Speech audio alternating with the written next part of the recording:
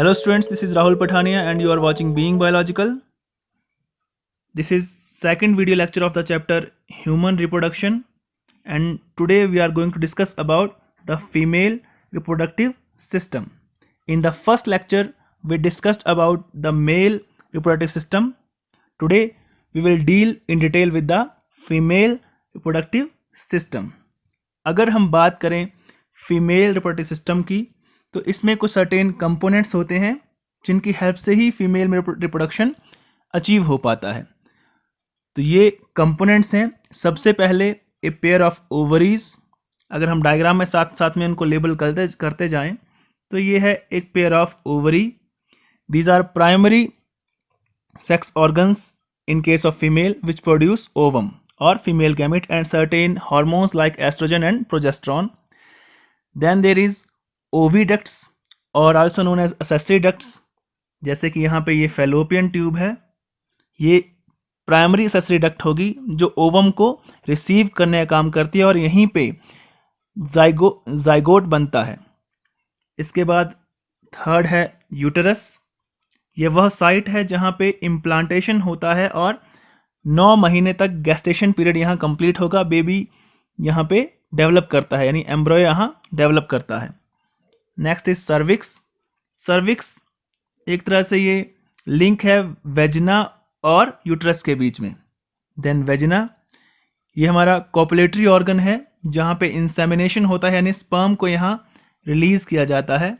उसके बाद है एक्सटर्नल जेनिटलिया, यानी वह एरिया जो बॉडी से बाहर दिखाई देता है, उसको कहते हैं हम एक्सटर्नल जेनिटलिया. इन सभी को हम एक एक करके डिटेल में डिस्कस करेंगे. तो पहले शुरुआत करेंगे हम ओवरी से. अगर हम बात करें ओवरी की, हमने कहा ये प्राइमरी सेक्स ऑर्गन होते हैं जो फीमेल गैमीट बनाएंगे और सर्टेन हार्मोन्स बनाएगा. तो ovary is covered by a thin epithelium. Ovary एक थिन एपिथेलियम से कवर रहती है जिसके अंदर के एरिया को बोलते हैं हम स्ट्रोमा. क्या कहते हैं इसको हम? स्ट्रोमा. स्ट्रोमा के 2 जोन होते हैं. First is cortex. जो आउटर जोन होगा उसे हम कहेंगे कॉर्टेक्स और जो इनर जोन होगा उसे कहेंगे हम मेडुला. तो ओवरी एक ऐसा स्ट्रक्चर है जिसके ऊपर थिन एपिथेलियम है और उसके अंदर स्ट्रोमा होता है. स्ट्रोमा के 2 जोन है, कॉर्टेक्स और मेडुला. कॉर्टेक्स आउटर जोन होता है और मेडुला इंटरनल जोन होता है. फिर ओवरी हमारी यूट्रस से अटैच रहती है with help of ovarian ligament. जो ओवेरियन लिगामेंट है वो हेल्प करता है ओवरी को यूट्रस से अटैच होने में. फिर ओवरी हमारी अटैच रहती है फ्रॉम ब्रॉड लिगामेंट. ये जो एरिया दिख रहा है आपको, इसको फिर से ट्रेस करते हैं. जो ये एरिया दिख रहा है लाइट कलर में, ये है ब्रॉड लिगामेंट जो ओवरी को स्टेबल रखता है. तो ओवरी ब्रॉड लिगामेंट से अटैच होगी with help of मीजोवेरियम. With help of मीजोवेरियम. तो दोनों, ये ओवेरियन लिगामेंट हो गया, ये आपका ब्रॉड लिगामेंट हो गया, ये ओवरी को यहाँ पे स्टेबल रखने का काम करते हैं. आपकी NCERT बुक में ये मेंशन नहीं है, इसलिए बहुत कम चांस है कि NET के एग्जाम में इसके बारे में पूछा जाए. आपसे जो ये इन्फॉर्मेशन है, मीजोवेरियम हो गया या ब्रॉड लिगामेंट हो गया, ये मेनली पूछ जाते हैं एम्स के एग्जाम में, क्योंकि एम्स थोड़ा सा एडवांस लेवल का एग्जाम होता है, वहाँ ये क्वेश्चन आ जाते हैं. तो हमने देखा ओवरी अटैच होती है with help of ovarian ligament to the uterus and broad ligament से अटैच होगी with help of mesovarium. Ovary produce करती है फीमेल गैमेट को जिसे कहते हैं हम ओवम, और ये कुछ हार्मोन्स भी प्रोड्यूस करेगी जो हैं एस्ट्रोजन या प्रोजेस्टेरोन. तो एक तरह से फिर से एक बार इसका ब्रॉड व्यू देख लीजिए. फीमेल सिस्टम में कौन कौन से पार्ट हैं. तो इसमें फर्स्ट पार्ट है जो मेन, वो ओवरीज हैं जो ओवम बनाएंगी. इनके बाद शुरू होती हैं एक्सेसरी डक्ट्स. पहली है फलोपियन ट्यूब जो ओवरी से ओवम को रिसीव करेगी. फलोपियन ट्यूब के बाद आता है एक ब्रॉड एरिया जिसको कहते हैं हम यूटरस, और यहाँ पे आके जाइगोट इम्प्लांट हो जाता है और यहीं पे ये गेस्टेशन पीरियड 9 महीने का कंप्लीट करेगा और यहीं एम्ब्रायो का डेवलपमेंट होता है. इसके बाद है सर्विक्स जो एक कनेक्टिंग लिंक है between the copulatory organ vagina and uterus. Vagina copulatory organ है जहाँ पे इंसेमिनेशन होता है, यानी स्पर्म रिलीज किए जाते हैं. तो ये एक ब्रॉड ओवरव्यू था फीमेल सिस्टम का। हमने ओवरी को डिस्कस किया, अब हम ओवरी का डिटेल रिव्यू देखेंगे। अगर बात करें हम फीमेल सिस्टम में, तो ओवरी जब एम्ब्रॉयनिक स्टेट में होती है उसी टाइम पे बहुत सारे ऊगोनिया बन जाते हैं, मिलियंस ऑफ ऊगोनिया बन जाते हैं। कब? एम्ब्रॉयनिक स्टेट में ही। जब प्यूबर्टी तक आते आते, प्यूबर्टी वो स्टेज है जहां पे हमारे गैमेट बनना शुरू हो जाती है, इसे कहते हैं। प्यूबर्टी तक आते आते ओनली 60,000 से लेके 80,000 तक ही हमारे पास oocyte या oogonia बचेंगे। हमने कहा कि फीमेल सिस्टम में एम्ब्रॉयनिक स्टेट में ही मिलियंस ऑफ oogonia डेवलप हो जाते हैं, लेकिन प्यूबर्टी तक आते आते ओनली 60 से 80,000 तक ही oogonia बचते हैं। बाकी सारे oogonia डीजनरेट हो जाते हैं, जिसे कहते हैं फॉलिकुलर अटरेशिया। तो जो प्राइमरी फॉलिकल हैं इनमें होगा प्राइमरी oocyte। ये कब बनता है? प्यूबर्टी के टाइम में बनेगा। प्राइमरी फॉलिकल से बनते हैं सेकेंडरी फॉलिकल, सेकेंडरी फॉलिकल से बनते हैं टर्शरी फॉलिकल, टर्शरी फॉलिकल में होता है सेकेंडरी oocyte। सेकेंडरी oocyte कब बनता है? जब प्राइमरी oocyte में मियोसिस 1 कंप्लीट हो जाएगी, तो वहां पे बनेगा सेकेंडरी oocyte और एक पोलर बॉडी बनती है। ये सारा हम डिस्कस करेंगे जब हम गैमेटोजेनेसिस पढ़ेंगे। अभी आपको ओनली एक अंडरस्टैंडिंग के लिए बता रहा हूँ ओवरी का सेक्शन पढ़ाते पढ़ाते, कि प्राइमरी oocyte जब मियोसिस 1 कंप्लीट करता है, मान लीजिए ये प्राइमरी oocyte है, इसमें मियोसिस 1 कंप्लीट होगा तो बनेगा सेकेंडरी oocyte और बनती है एक पोलर बॉडी। सेकेंडरी oocyte कहाँ होता है? टर्शरी फॉलिकल के अंदर। कहाँ होगा ये? टर्शरी फॉलिकल के अंदर। और जब सेकेंडरी oocyte बन जाता है तो टर्शरी फॉलिकल को हम बोल देते हैं ग्राफियन फॉलिकल। क्या कहते हैं इसको हम? Graafian follicle. इसमें देखिए सेकेंडरी oocyte होता है और एक कैविटी, इसको कहते हैं हम एंट्रम। हमने कहा ग्राफियन फॉलिकल के अंदर क्या होता है? सेकेंडरी oocyte और एक कैविटी जिसका नाम है एंट्रम। ग्राफिन फॉलिकल से ओवुलेशन के टाइम ये सेकेंडरी oocyte रिलीज हो जाता है और जो स्ट्रक्चर बचेगा उसे बोलेंगे हम कॉर्पस ल्यूटियम। क्या कहेंगे उसको हम? कॉर्पस ल्यूटियम, यानी येलो बॉडी। कॉर्पस ल्यूटियम ही प्रोजेस्टेरॉन रिलीज करता है, प्रेगनेंसी को मेंटेन करने में हेल्प करता है अगर फर्टिलाइजेशन हो जाए तो। अगर कॉर्पस ल्यूटियम डिजनरेट किया तो बनेगा कॉर्पस एल्बिकन्स, या ऐसे बोलेंगे हम वाइट बॉडी। तो ये ओवरी का स्ट्रक्चर है, डिटेल स्ट्रक्चर, जो आपको एग्जामिनेशन में बार बार पूछ जाता है। तो एक बार फिर से देख लेते हैं। जर्मिनल एपिथेलियम इसके आउटसाइड है ये। यहाँ पे आएंगे primary follicle, then secondary follicle लिख लीजिए या टर्शरी फॉलिकल लिख लीजिए, ग्रोइंग फॉलिकल लिख लीजिए, आपका काम चल जाएगा। उसके बाद हमने कहा टर्शरी फॉलिकल से बनता है ग्राफिन फॉलिकल, जिसमें सेकेंडरी oocyte होता है और एक कैविटी होती है, इसको कहते हैं हम एंट्रम। ये क्वेश्चन बहुत बार पूछा गया कि एंट्रम कहाँ होता है? एक ग्राफिन फॉलिकल में होगा और एक कैविटी है एक। फिर जब ग्राफिन फॉलिकल से oocyte रिलीज हो जाएगा तो बनेगा हमारे पास कॉर्पस ल्यूटियम या येलो बॉडी। कॉर्पस ल्यूटियम जब डिजनरेट करेगा उससे बनता है कॉर्पस एल्बिकन्स या वाइट बॉडी। तो this is the detail structure of female ovary. अब हम बात करेंगे ओविडक्ट्स की या असेसरी डक्ट्स की। तो फेलोपियन ट्यूब भी डक्ट होती है, यूट्रस भी एक डक्ट ही है और वेजना ये डक्ट होती हैं, तीनों असेसरी डक्ट्स में आएंगी। These are female accessory ducts. फिर से देख लेते हैं। ये ओवरी था, यहाँ पे हमारे पास फेलोपियन ट्यूब बनता है, यहाँ पे यूट्रस, यहाँ पे सर्विक्स और यहाँ पे वेजिना। तो ये fallopian tube, uterus, cervix, vagina, ये सारी ओविडक्ट्स में ही आएंगी। लेकिन प्राइमरी ओविडक्ट कौन सी होती है? फेलोपियन ट्यूब ही होती है। तो fallopian tube join to uterus, join ovary to uterus, show peristaltic movement which cause movement of ovum. हमने कहा ओवरी को अटैच करने वाली ट्यूब यूट्रस से, इसे कहते हैं हम फेलोपियन ट्यूब। इसमें होती हैं पेरिस्टाल्टिक मूवमेंट्स। अभी पेरिस्टाल्टिक मूवमेंट क्या होती हैं?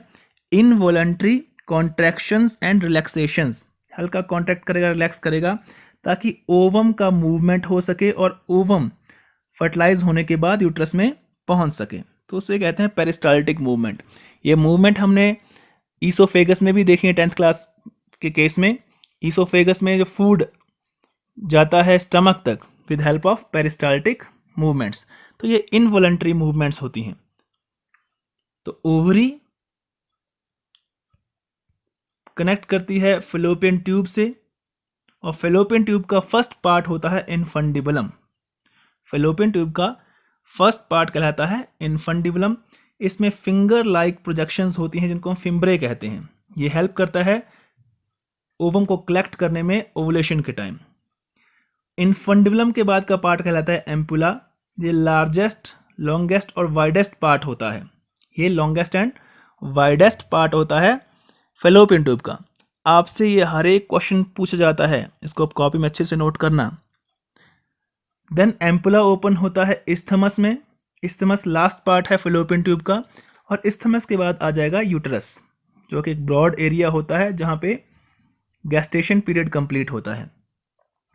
यूट्रस के बाद का पार्ट है सर्विक्स, और उसके बाद सर्विकल कैनाल और वेजाइना। तो ये सारी एसेसरी डक्ट्स होती हैं।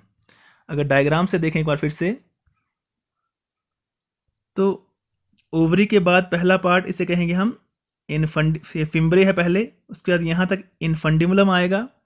इनफंडिबुलम के बाद एम्पुला, एम्पुला के बाद इस्थमस, उसके बाद यूट्रस आ जाएगा, फिर cervix, cervical canal and then vagina. तो ये है ओविडक्ट्स। इसके बाद हम डिस्कस करेंगे एक्सटर्नल जेनिटलिया। एक्सटर्नल जेनिटलिया से बहुत कम क्वेश्चन पूछे जाते हैं। एक्सटर्नल जेनिटलिया को कलेक्टिवली कहते हैं हम वल्वा। पहला पार्ट है मॉन्स प्यूबिस। मॉन्स प्यूबिस यानी जो फीमेल जेनिटल एरिया का जो अपर पार्ट होता है उसे कहते हैं मॉन्स प्यूबिस। ये फैटी टिश्यू से बना होता है जिसके ऊपर स्किन होती है और प्यूबिक हेयर्स रहेंगे। मॉन्स प्यूबिस के अंदर labia majora, then labia majora के अंदर लेबिया माइनोरा, और जो वेजिनल ऑरिफाइस होता है उसको कवर करता है हाइमन मेम्ब्रेन। एक थिन मेम्ब्रेन होती है जो वेजिनल ओपनिंग को कवर करके रखती है।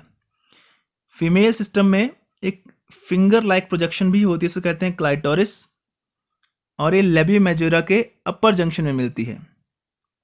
ये होमोलोगस ऑर्गन है, एक तरह से मेल पेनिस और जो क्लाइटोरिस है ये आपस में होमोलोगस होते हैं। देन बात करें ग्लैंड्स की। फीमेल सिस्टम में जो ग्लैंड्स हैं उनको कहते हैं हम वेस्टिबुलर ग्लैंड्स। दो होती हैं ये, लेसर एंड ग्रेटर।